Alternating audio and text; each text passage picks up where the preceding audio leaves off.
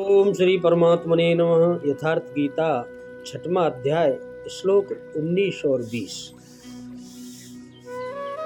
यथा दीप निवातस्थ न तेषा उपमा स्मृता योगिन यत् चित्तस्य युज्यतः योगम आत्मन यत्र उपुरमते चित्तं निरुद्धं योग सेवया यत्र ये च एव आत्मना आत्मनं पश्यन् आत्मनि तुष्यते।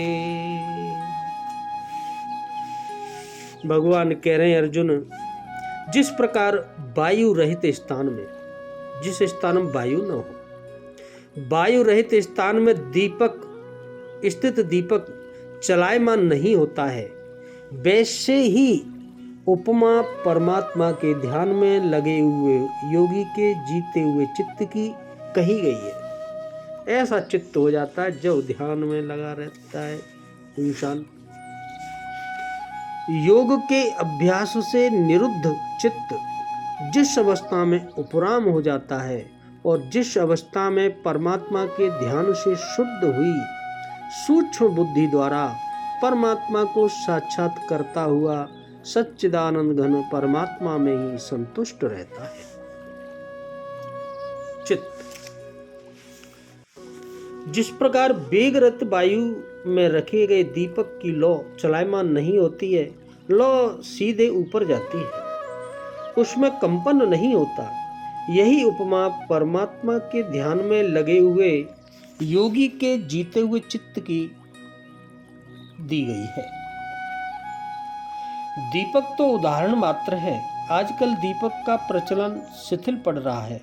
अगरबत्ती ही जलाने पर धुआं सीधे ऊपर जाता है यदि वायु में वेग न हो। यह योगी के जीते हुए चित्त का एक उदाहरण मात्र है। अभी चित्त भले ही जीत लिया हो, निरोध हो गया है, किंतु अभी चित्त है। जब निरुद्ध चित्त का भी विलय हो जाता है तब कौन सी विभूति मिलती है। बता रहे हैं, जिस अवस्था में योग के अभ्यास से निरुद्ध हुआ चित्त भी निरुद्ध हो जाता है, निरुद्ध हुआ चित्त भी उपराम हो जाता है, विलीन हो जाता है, मिट जाता है। उस अवस्था में आत्मना अपने आत्मा के द्वारा आत्मनम यानी परमात्मा को देखता हुआ, आत्मनि एवं अपने आत्मा में ही संतुष्ट होता है। देखता तो परमात्मा को है, लेकिन संतुष्ट अपने ही आत्मा से होता है, क्योंकि प्राप्ति काल में तो परमात्मा का साक्षात्कार होता है, किंतु दूसरे ही क्षण वह अपने ही आत्मा को उन शाश्वत ईश्वरीय विभूतियों से ओतप्रोत पाता है। ब्रह्म अजर अमर शाश्वत अव्यक्त और अमृत स्वरूप है, तो इधर आत्मा भी अजर अमर शाश्वत अव्यक्त और अमृत स्वरूप है तो, किंतु अचिंत्य भी है। जब तक चित्त और चित्त की लहर है तब तक वह आपके उपभोग के लिए नहीं है। चित्त का निरोध और निरुद्ध चित्त के विलय काल में परमात्मा का साक्षात्कार हो जाता है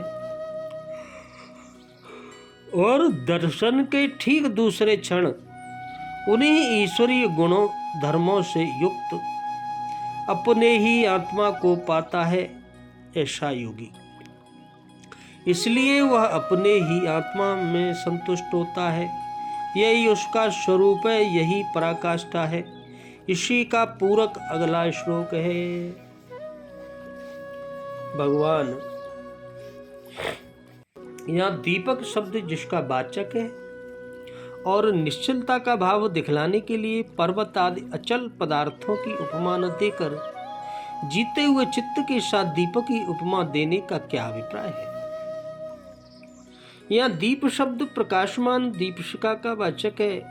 पर्वत आदि पदार्थ प्रकाशहीन है एवं स्वभाव से ही अचल है, इसलिए उनके साथ चित्त की समानता नहीं है। परंतु दीपशिखा चित्त की भावे प्रकाशमान और चंचल है। इसीलिए उसी के साथ मन की समानता है। जैसे वायु न लगने से दीपशिखा हिलती डुलती नहीं, उसी प्रकार वश में किया हुआ चित्त भी ध्यान काल में सब प्रकार से सुरक्षित होकर हिलता डुलता नहीं। वह अविचल दीपशिखा की भांति संभाव से प्रकाशित रहता है। इसलिए पर्वत आदि प्रकाश रहित अचल पदार्थों की उपमा न देकर दीपक की उपमा दी गई है। चित्त के साथ यत शब्द न जोड़कर केवल चित्तस्य कह देने से भी वही अर्थ हो सकता है था। फिर यत चित्तस्य के प्रयोग का क्या भाव? यानी जीता हुआ चित्त ही इस प्रकार परमात्मा के स्वरूप में अचल ठहर सकता है, अन्यथा नहीं, वश में न किया हुआ नहीं ठहर सकता। इसी बात को दिखलाने के लिए यह शब्द कहा गया। इस प्रकार ध्यान योग की अंतिम स्थिति को प्राप्त हुए पुरुष के और उसके जीते हुए चित्त के लक्षण बतला देने के बाद अब भगवान आगे ध्यान योग द्वारा सच्चिदानंद परमात्मा की प्राप्त पुरुष की स्थिति का वर्णन कर रहे हैं। और क्या कह रहे हैं? योग सेवा शब्द किसका वाचक है और योग सेवा से होने वाली निरुद्ध चित्त का क्या भाव है? ध्यान योग के अभ्यास का नाम योग सेवा है। उस ध्यान योग का अभ्यास करते करते जब चित्त एकमात्र परमात्मा में ही भली भांति स्थित हो जाता है, तब वह निरुद्ध कहलाता है। इस प्रकार परमात्मा के स्वरूप में निरुद्ध हुए चित्त का उपरत होना क्या है? जिस समय योगी का चित्त परमात्मा के स्वरूप में सब प्रकार से निरुद्ध हो जाता है, उसी समय उसका चित्त संसार से सर्वथा उपरत हो जाता है। फिर उसके अंतःकरण में संसार के लिए कोई स्थान ही नहीं रह जाता। यद्यपि लोक दृष्टि में उसका चित्त समाधि के समय संसार से उपरत और व्यवहार काल में संसार का चिंतन करता हुआ सा प्रतीत होता है, किंतु वास्तव में उसका संसार से कुछ भी संबंध नहीं रहता। यही उसके चित्त का सदा के लिए संसार से उपरत हो जाना है। यहाँ यत्र किसका वाचक है? जिस अवस्था में ध्यान योग के साधक का परमात्मा से संयोग हो जाता है, अर्थात उसे परमात्मा का प्रत्यक्ष हो जाता है और संसार से उसका संबंध सदा के लिए छूट जाता है, तथा 23वें श्लोक में भगवान ने जिसका नाम योग बतलाया, उसी अवस्था का वाचक यहाँ यत्र है। यहाँ एव का क्या अभिप्राय है? एव का प्रयोग यहाँ परमात्मा के दर्शन जनित आनंद से अतिरिक्त अन्य सांसारिक संतोष के हेतुओं का निराकरण करने के लिए किया गया है। अभिप्राय यह है कि परमानंद और परम शांति के समुद्र परमात्मा का साक्षात्कार हो जाने पर योगी सदा सर्वदा उसी आनंद में संतुष्ट रहता है। उसे किसी प्रकार के भी सांसारिक सुख की किंच मात्र भी आवश्यकता नहीं रहती। जिस ध्यान से परमात्मा का साक्षात्कार होता है, उस ध्यान का अभ्यास कैसे करना चाहिए? एकांत स्थान में पहले बताए हुए प्रकार से आसन पर बैठकर मन के समस्त संकल्पों का त्याग करके इस प्रकार धारणा करनी चाहिए। एक विज्ञान आनंद घन पूर्ण ब्रह्म परमात्मा ही है, उसके सिवा कोई वस्तु है ही नहीं, केवल एकमात्र वही परिपूर्ण है। उसका यह ज्ञान भी उसी को है, क्योंकि वही ज्ञान स्वरूप है। वह सनातन निर्विकार असीम अपार अनंत अकल और अनवद्य है। मन बुद्धि अहंकार दृष्टा दर्शन दृश्य आदि जो कुछ भी है, सब उस ब्रह्म में ही आरोपित है और वस्तुतः ब्रह्म स्वरूप ही है। वह आनंदमय है और अवर्णनीय है। उसका वह आनंदमय स्वरूप भी आनंद है।